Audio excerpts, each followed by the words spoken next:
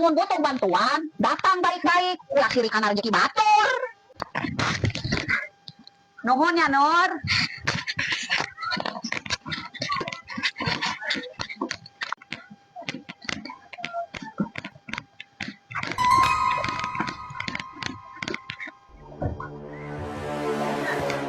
Cah Haji.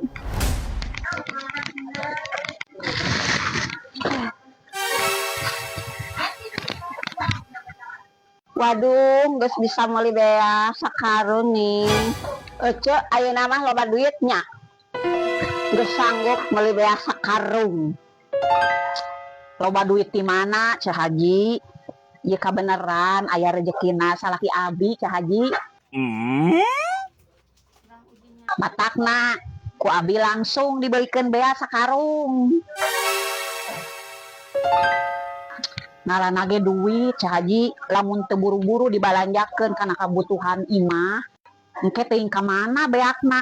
Batakna ku abi langsung dibelikeun kana bea sakarung. Paling cuman pamer ka tetangga.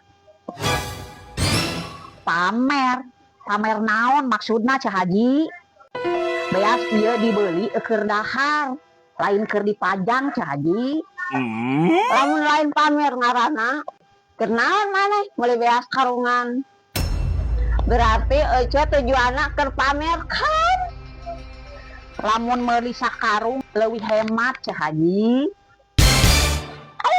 Ayeuna geus ngarasa mampuhnya. Cah Haji, ulah pinter pisan ngitung balanjaan batur. Hitung oge lah sabaraha susah payahna jelema neangan duit. Nya we lah ayeuna mah meningkat minah pisan ece ngomongnya.